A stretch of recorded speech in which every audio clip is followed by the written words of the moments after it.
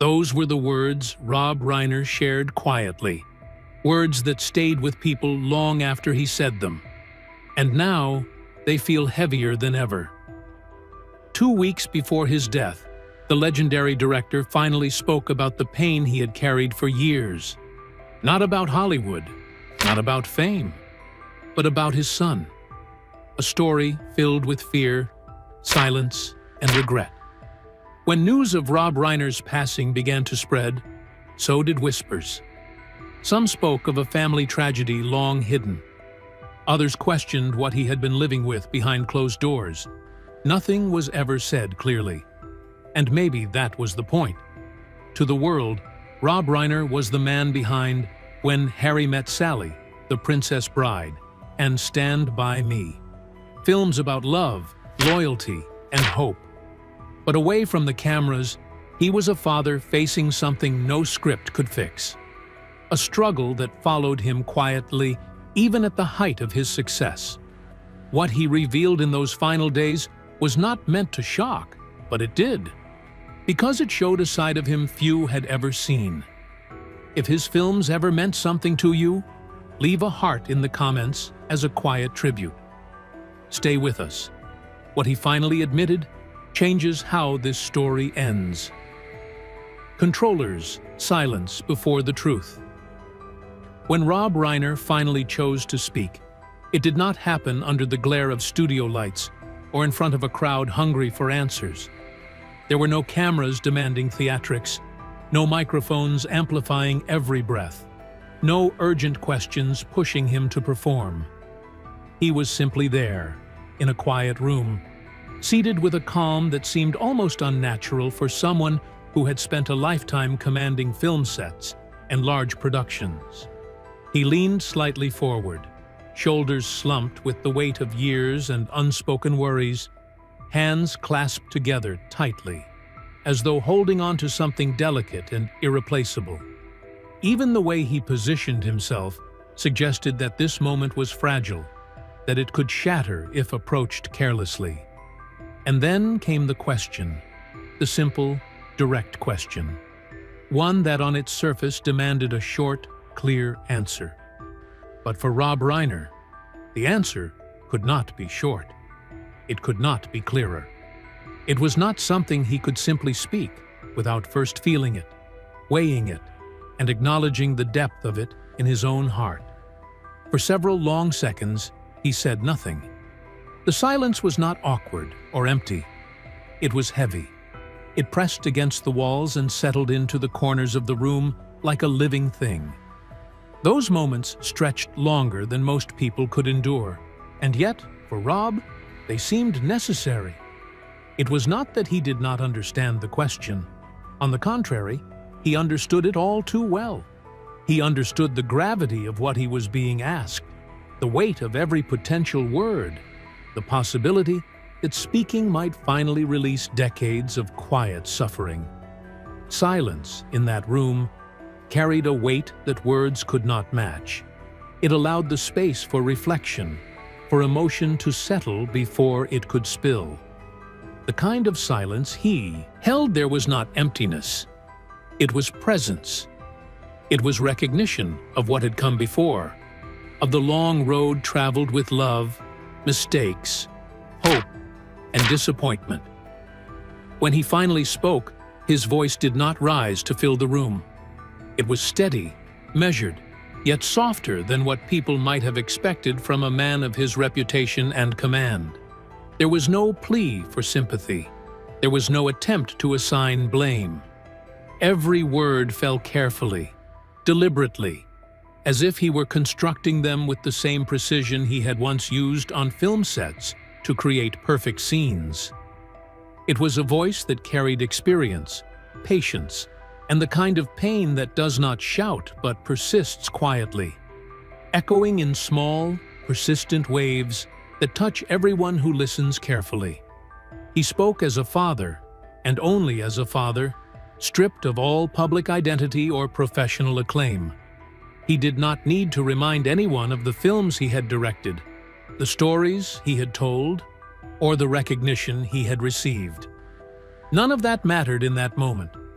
What mattered was truth raw, unembellished, personal truth. Rob spoke about lessons he had learned slowly, over the decades, through trial and reflection. He admitted that there had been a time when he believed the struggles within his family, and particularly those surrounding his son, could be managed with careful planning, with structure, with patience. He believed that creating stability, offering guidance, and surrounding a child with love would be sufficient. Over time, he had learned otherwise. Some struggles do not respond to structure, no matter how perfectly it is designed. Some challenges do not yield to patience, no matter how patiently it is applied. Some paths are longer and steeper than anyone, even a devoted parent, can ever fully control. The realization settled into him gradually, quietly, until it became an undeniable truth that would not leave, not even in the quietest moments of his life. There was a weight to what he said that went beyond the words themselves. It was in the pauses, in the careful choice of each phrase, in the slow exhale that followed every admission. He did not speak to an audience. He did not aim to instruct or guide others. He simply allowed the reality of his experience to exist in the air around him.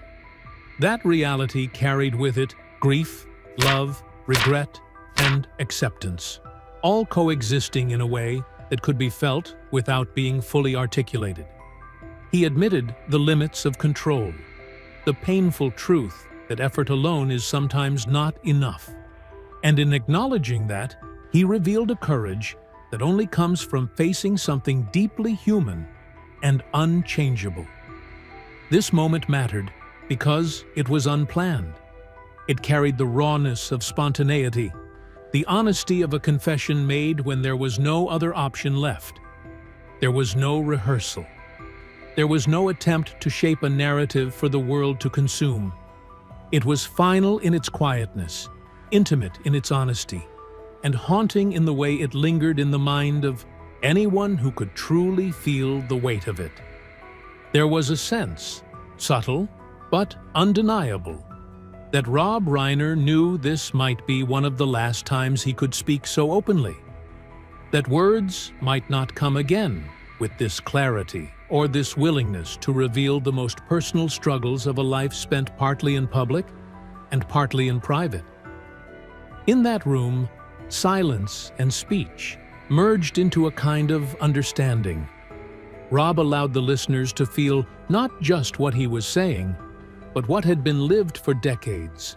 A father's love entwined with helplessness, care tempered by limits, and hope repeatedly tested by reality. And as he concluded, there was a quiet finality to it, a sense that he had laid down his heart without asking anything of anyone else, leaving the truth as a gift and a warning. Some of life's heaviest lessons are learned not in triumph, but in the patient, quiet endurance of struggles that do not bend to our will. Family legacy and invisible pressure. Nick Reiner was born into a name that carried weight long before he could even understand what a name meant. It was a name tied to some of the most celebrated moments in American film and television. His father, Rob Reiner, had created stories that entertained and inspired millions. His grandfather, Carl Reiner, was a towering figure in comedy and television, a man whose work had shaped generations and set standards that many could only dream of reaching. To outsiders, such a legacy might appear as a gift, a shield against the uncertainties of life. It promised doors that opened easily, connections that smoothed paths, and recognition that could take years for others to earn. Yet for Nick, it was not simply a gift. It was also a quiet, invisible weight that pressed on him without words, without instruction, and without compromise. From the earliest years, Nick grew up surrounded by the trappings of creativity and success.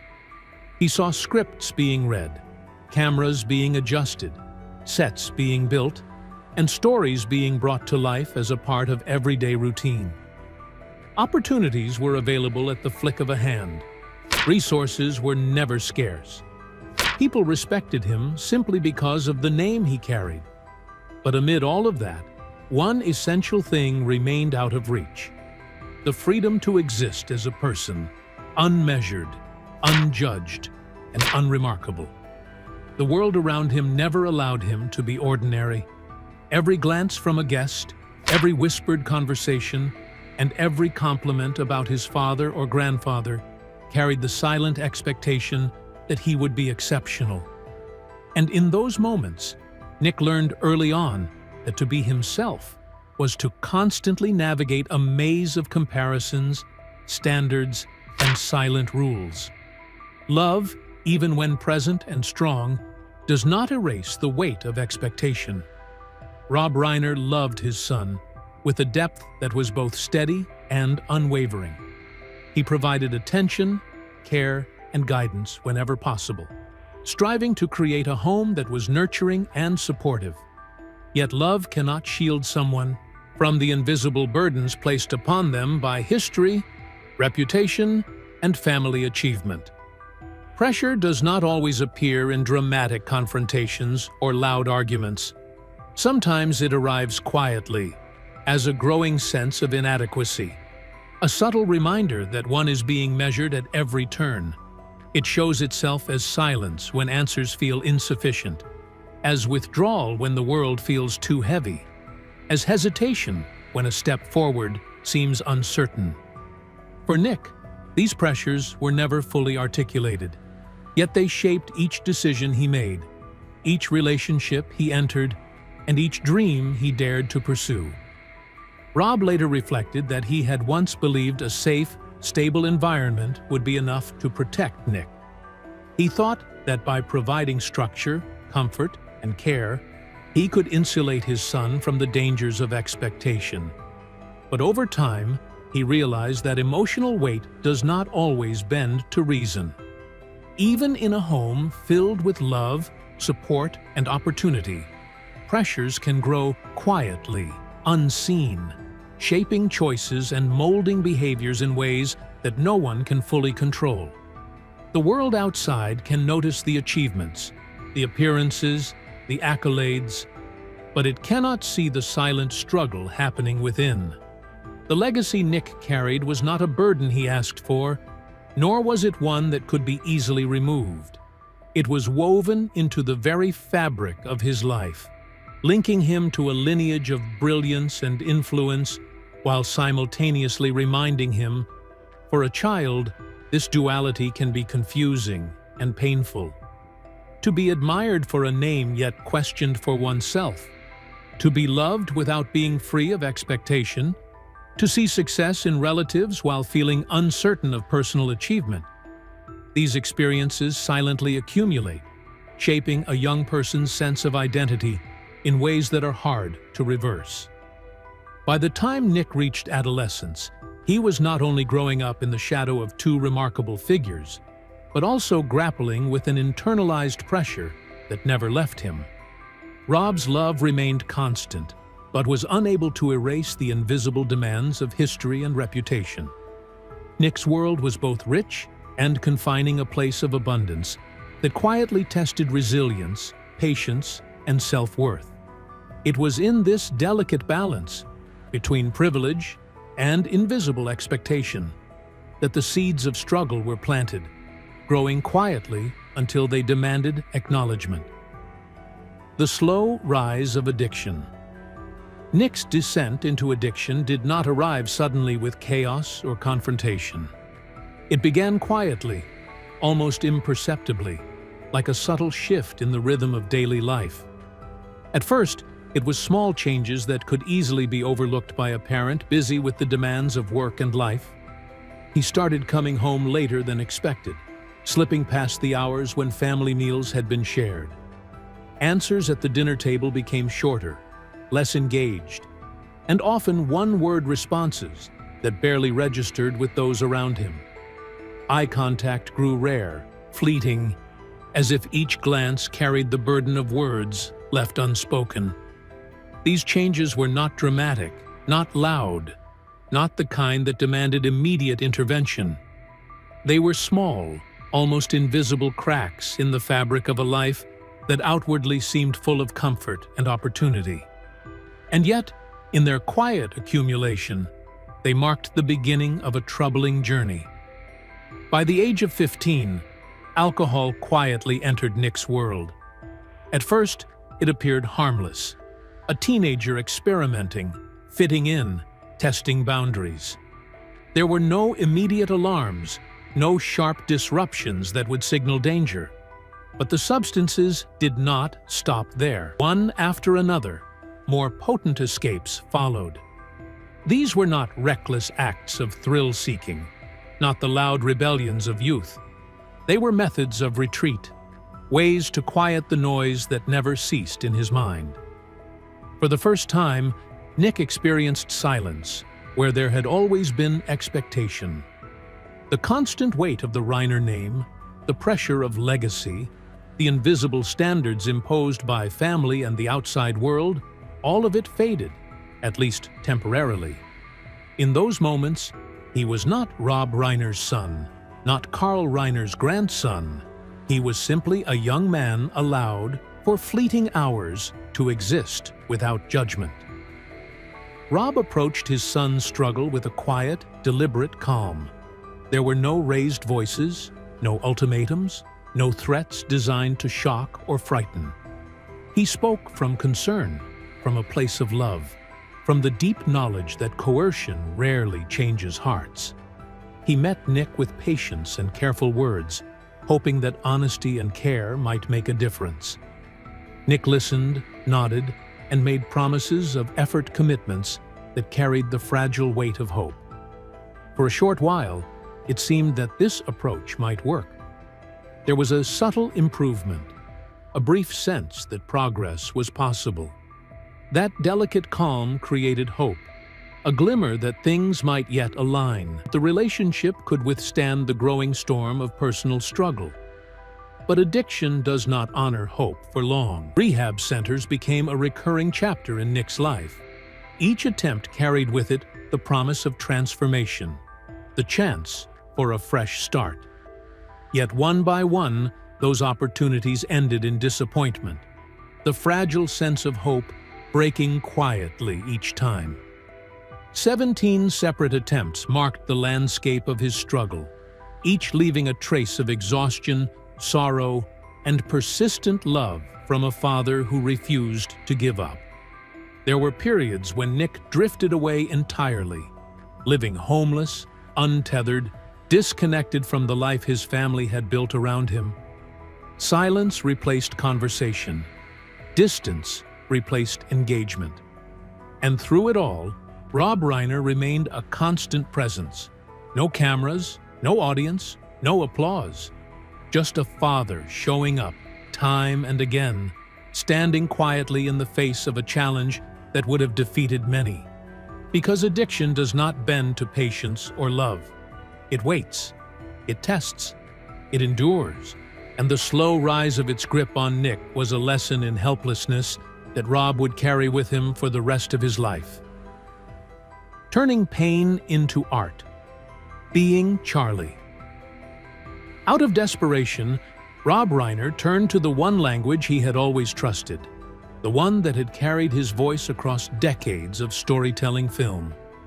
He had spent a lifetime directing others, guiding actors through moments of laughter, sorrow, and discovery.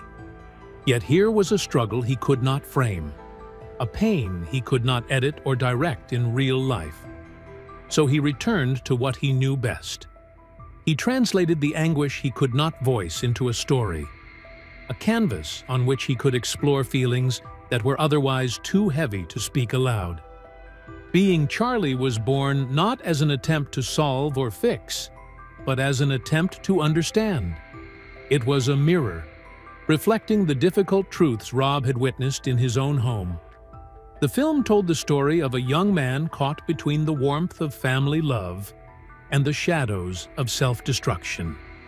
Every scene, every frame, carried the tension of a father who loved deeply, but could not prevent the fall of someone he cherished. it was not a story of resolution or triumph. It was a story of reality, of fragility, of trying to bridge a gap that could not be crossed with words alone. Nick understood the film. He recognized the emotions, the struggles, the quiet despair hidden beneath moments of love and care. The movie spoke what was difficult to say, and in that recognition, something subtle passed between father and son. Their conversations around it were brief, careful, cautious. There were no long speeches. There were no harsh confrontations. There were only small exchanges, moments where presence and attention conveyed more than any words could. It was in those fleeting, careful interactions that understanding began to take shape. For a moment, the walls between them softened, and each could feel the other's heart. Yet even as the film created a bridge, even as moments of comprehension flickered between them, understanding alone could not stop the downward spiral. Awareness and empathy did not erase the grip of addiction. The challenges remained, persistent and unyielding, reminding both father and son that some battles are not won through insight alone. Still, the act of creating Being Charlie was meaningful. It was an honest attempt to connect, a tangible expression of love, concern, and longing. It was Rob's way of reaching out when traditional words, guidance, and intervention had not been enough. In the quiet between frames and lines of dialogue, there was a hope, fragile but real, that perhaps the language of film could speak what he could not say aloud. Other losses that followed. As Rob Reiner faced the ongoing struggle with his son's addiction, life seemed to continue its quiet, relentless way of taking from him. The first blow came with the passing of Carl Reiner, his father, his lifelong anchor. Carl had been more than just a parent. He had been a guide, a moral compass, and a voice of understanding that required no explanation. Rob had always known that in moments of doubt or uncertainty, he could turn to his father and find clarity. That voice, that presence, was suddenly gone. The absence left a deep, echoing void, one that no amount of work, film, or distraction could fill. But the losses did not stop there. Life in Hollywood carried on, indifferent to personal grief. Meetings that had once been filled with excitement and possibility grew shorter, more transactional. Calls went unanswered. Invitations that had once been routine now became rare. Respect for his past accomplishments remained, but the curiosity, the warmth, the sense of connection slowly faded. Rob noticed the changes, not with anger, but with a quiet recognition that the world moves on, often leaving even its most devoted storytellers behind. Even beyond the personal and professional shifts, a new form of loss emerged: public division. Rob's political voice, long held privately, became more visible, and with it came judgment. Some friends stepped back, not out of malice, but out of discomfort. Once easy conversations and light became tense, strained, and increasingly rare. Gradually, isolation grew, subtle but undeniable, pressing in from every side. None of these losses announced themselves with drama. They arrived softly, almost imperceptibly, one after another, each wearing him down in its own quiet way. Together, they formed a tapestry of grief and challenge that Rob carried, a weight layered over the sorrow he already bore for his son and the unspoken struggles he could not control. It was a life that demanded endurance, reflection, and a quiet courage few could truly see. In the final weeks of his life, Rob Reiner carried many unfinished stories, not because he lacked wisdom, but because life does not offer clean endings. He had spent decades shaping hope on screen while learning to live with uncertainty off it. What he revealed about his son was not a confession. It was acceptance. The understanding that love can exist without control. That effort does not always bring resolution. That being a good father does not guarantee a happy ending. Rob Reiner did not leave behind answers. He left behind honesty. And perhaps that is why his story stays with us. Not as a tragedy meant to shock, but as a reminder of how deeply human even the most successful lives can be. If this story moved you, take a moment. Share your thoughts respectfully, so we can continue telling stories that matter. Stories that don't always end neatly, but always deserve to be heard. Thank you for staying with us until the end.